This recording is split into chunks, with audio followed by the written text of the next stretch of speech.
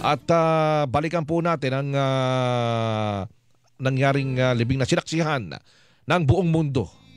Ng buong mundo ay nasa ating linya na mga kapuso. At si Father Jerome Siciliano, ang Executive Secretary ng Permanent Committee on Public Affairs ng Catholic Bishop Conference of the Philippines o CBCP. Tayo ay makibalita. Father Siciliano, magandang umaga po. Happy Sunday po. Magandang umaga naman. Happy Sunday din. Opo, ngayon pong nailibing ang mahal po nating Santo Papa. Ano po yung mga inaasahan nating magaganap halimbawa sa araw pong ito, dahil ito ba ay papayagan na po kaya yung mga tao na makapunta naman at madalaw mismo ang puntod ng Santo Papa? Yan po ang direktiba ng Vatican. Pagkatapos po na mailibing ang Santo Papa sa Basilica ng Santa Maria Maggiore, pwede na po ang bumisita ngayon ang mga deboto. Hindi natin tawagin deboto, kundi mga mananampalataya, mga Katoliko, at kahit na sino pa.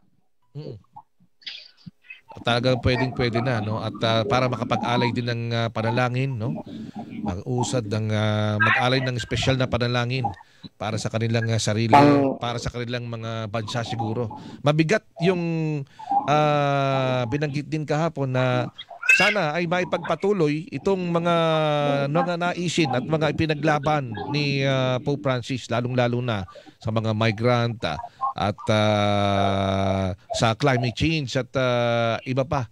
Sabi nga anong meron itong si Lolo Kiko, kung tawagin po sa atin, na talagang meron siyang matinding magnet na sa isang, lalo na kahapon, nagtagpo-tagpo rin yung mga leaders. No? At ito nga, binabasa ko po ngayon bago ang ating interview, nag-usap si US President Donald Trump at Ukrainian President Volodymyr Zelensky. Ibig sabihin marami pang lalabas pang istorya na bunga nitong pagtatagpo ng mga leader kahapon. Well, hindi ko po alam kung ano pa bang istorya. Ang focus ko dito ay yung funeral talaga ni Pope Francis. Kung meron mga sideline na mga ganyan mga kwento, I'm not privy to it.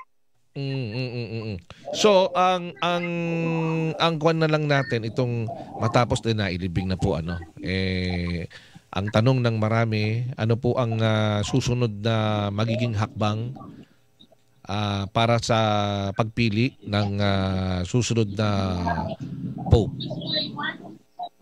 Unang-una po, may tinatawag na Novem Diales. Ibig sabihin, meron pong 9 days para magnovena sa pamamagitan ng pagdiriwang ng misa. Inumpisahan po yan kahapon sa funeral mass. Ngayon pong linggo ay magkakaroon din ng misa. Pamumunuan naman po ito ng Secretary of State, si Cardinal Parolin. At pwede pong dumalo yung pong kung sino man yung nandiyan dyan sa Vatican. At pagkatapos po niyan, habang ginagawa itong mga misa na to sa period ng Novem Diales, nagpiprepare naman yung mga kardinal, nagbi-meeting na yung mga yan para talakayin din nila yung mga issue sa simbahan at saka mga issue sa mundo. At siguro, pag-uusapan din nila ano ba yung imahe ng Santo Papa na dapat pamuko sa kanila. So, ibig sabihin, magkakaroon din naman sila ng basis sa kung sino ang kanilang pipiliin base nga sa mga pagtatalakay na gagawin nila tungkol sa mga issue sa mundo, issue sa simbahan, na dapat nilang kaharapin. Ayun. At kapag ganito ba, siyempre magkaiba yung pamamaraan at pagpili ng Pope tulad dun sa ginagawa natin ng mga regular na eleksyon. Dito ba nagkakaroon din na Father Siciliano ng sabihin natin yung listahan doon sa posibleng mapili na susunod na Pope? Ang siguradong alam ko dyan, lahat naman ng nandoon sa loob ng conclave ay pwede mahalal bilang Santo Papa. Wala naman dyan yung tipong ito yung talagang dapat nating iboto. Palagay ko, sa gagawin nilang General Congregation sa pagtatalakay nga ng mga issue, doon nila unti-unti na makikita kung sino yung mga dapat nilang iboto. So wala dyan yung pagkakampanya, wala dyan yung tipong frontrunner siya. Ang frontrunner kasi gawain ng media yan, public perception yan. Pero sa kahuli-hulihan, ang tingin ng mga cardinal electors ang magmamatter. Kasi sila yung, kumbaga, magdidesisyon talaga kung sinong dapat na maging Santo Papa. Again, may basihan naman kasi may talakayan, may mga usap-usap, pero itong talakayan at usap-usap na to, hindi ito pangangampanya. Yung talakayan at pag-uusap-usap, para lang malaman ano ba yung mga dapat nating kaharapin, from what direction are we going to head, and then ano ba yung mga dapat pang, kumbaga, ay i-prepare, ano ba yung, sino ba yung tao na dapat na mamuno. So mga ganitong mga basic na tanong, kumbaga, ay sasagutin nila sa kanilang general congregation na pagpupulong ng mga cardinal. Ayun, mga ilang cardinal po ang lalahok sa eleksyon? Sa election po, meron na tinatayang 135. Ito yung below 80 years old. Sa Pilipinas po, meron tayong 3 na cardinal elector, si Cardinal Advincula, Cardinal David, at saka of course si Cardinal Tagle. At itong 3 present na nandyan sa... Ando na po sila kahapon sa funeral mass po, nakita na po natin sila. Yung 3 yan na nabanggit kong mga kardinal. At kasama nga din po nila yung isang retired na Pilipinong kardinal, si Cardinal Quevedo. Pero si Cardinal Quevedo po ay hindi na naman boboto sa conclave. Ay, hindi na. Siya ay nagtungo ron para magbigay pugay, magbigay galang, no?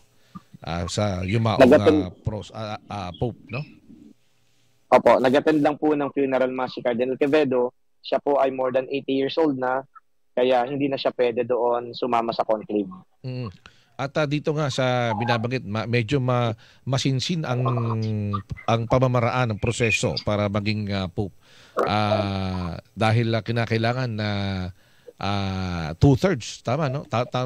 Tama po yun, 2/3 ng mga boboto hanggang makamit yung kailangan bilang bago natin muling makita. Alala ko noon ng madaling araw nang tayo'y nandito sa radyo hanggang lumabas yung kulay puting usok sa chimney. Tama po kayo. Ang kailangan po ay 2/3 majority.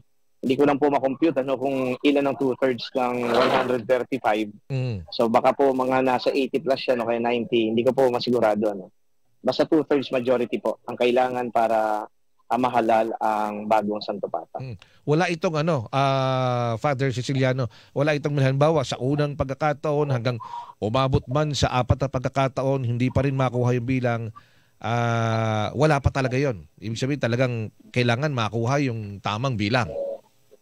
Well, yun po ang layunin po ng conclave, makahalal. So pag hindi pa po nakukuha yung 2/3, dire-diretso pa po yung scrutiny, yung election at saka scrutiny po.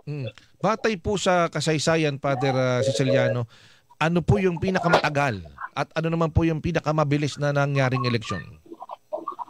Well, hindi ko na po maalala kung ano talaga yung pinakamatagal na yan. I think yung kay Pope John Paul II, medyo matagal din po yun . Hindi po yung katulad nung parang halalan yung eleksyon na ginawa kay Pope Benedict. Medyo mabilis po yung kay Pope Benedict. Yung pong iba pa ho, hindi ko na mabalikan. Kung ano ba talagang ilang araw ba yan, kung umabot ba sila ng 20 days. Hindi ko na po maalala sa kasaysayan. Kumbaga, kahit na sabihin natin 10 days ito, 20 days, talagang nandun lang sila sa loob ng at walang lalabas, walang makapaglalabas ng impormasyon, walang mga kampanya, ganun Gusto ko lang pong linawan yung walang lalabas. Ang ibig lang sabihin po nito, habang sila nag-scrutiny sa isang araw, doon po nila ginagawa yan sa Sistine Chapel. Pero may mga panahon naman po, kailangan nilang matulog, kailangan po nila magpahinga, kaya lalabas din po sila ng Sistine Chapel. Ayun. Kasi pupunta po sila sa kanilang mga, kung saan man po sila dyan na nakatira, maaaring sa Apostolic Palace, may mga kwarto po doon sila tutungo. And then, sa susunod na araw, babalik na naman po sila doon po sa Sistine Chapel para yun, ituloy po nila yung pag-i-elect ng bagong Santo Papa. Ayun. At tayo naman ay mag-aantabay hanggang sa mga anong petsa po kaya tinatayang sisimulan itong proseso ng eleksyon? Ang batas po kasi sinasabi na at least 15 to 20 days after the death of the Pope, makapag-umpisa na yung conclave. So kung namatay po ang Santo Papa nung Monday, that's Easter Monday po yan, yan po ay April 21, magbilang po tayo ng 15 to 20 days after the death. So yun na po ang kumbaga yung umpisa ng conclave. Ang magdedesisyon po niyan ay College of Cardinals. Sa kanila pong General Congregation, pag-uusapan po nila kung kailan po sila mag-uumpisa ng conclave. Ayun. So hindi po magde-decide yan kung sino-sino, kundi College of Cardinals, basta 15 to 20 days after the death. Palagay ko ho, dahil may tinatawag nga tayong Novemjales, ito po yung mga misa nobenaryo. So baka after 9 days na yan, baka ho doon, i-schedule na ho nila kung kailan talaga. In the next few days, magkakaroon po ng linaw yan kasi mag-a-announce naman po ang Vatican kung ano yung eksaktong araw na uumpisahan po yung conclave. Ayun. At least meron na tayong pipicture na natin yung mga susunod na mga mangyayari. No? Father Jerome Siciliano, isang huling katanungan. Kayo po na nandyan, siyempre kami yung mga dito naman, nanonood kami sa television. Kayo po, ano po yung naramdaman ninyo kahapon? Habang kayo po ay nandyan talagang personal ninyong nakita ang ginawang mga sabihin na natin rights dito po sa paghatid sa huling hantungan ng mahal po nating Santo Papa. Well, linawin ko lang po, ako po ay nasa Honolulu ngayon. Honolulu kayo. Oo, akala ko nandiyan kayo sa Vatican. Ako po ay nag-attend ng ASEAN Conference. Katulad din po ninyo, minomonitor ko din po yung ginalap na funeral mass doon sa Vatican. But of course, it was so moving. Lalong-lalo na yung mga tao na na-touch at saka nabigyan ng magandang serbisyo ni Pope Francis. And I'm talking about marginalized, yung mga migrants, mga homeless, yung iba nga ho doon, sabi nila, mga nagtatrabaho sa circus, baka yung iba pa po doon, yung mga prostitute siguro, estrita children. Okay, ando doon po sila, binigyan po sila ng mahalagang papel dahil po sila ay ando doon mismo kahilera ng mga who's who, ika nga. So, ibig sabihin, hindi na sila nameless lang, sila ay nirecognize, sila ay binigyan po ng kahalagahan. Ito po yung isa sa mga legacies ni Pope Francis na ngayon po ay ine-extol ng maraming tao, pati na rin ng mga leader sa buong mundo. Yung hindi niya paghuhusga, no? Napaka gandang legacy yun na iniwan sa atin ng mahal na Santo Papa. Father Jerome Siciliano, maraming salamat po. Ingat po kayo dyan sa Honolulu. At dalangin po namin ang inyong maayos na pagbabalik po dito sa Pilipinas. Salamat din po. Thank you po. Mga kapuso, si Father Jerome Siciliano, ang Executive Secretary ng Permanent Committee on Public Affairs ng CBCP. Akala ko kanina nandun siya.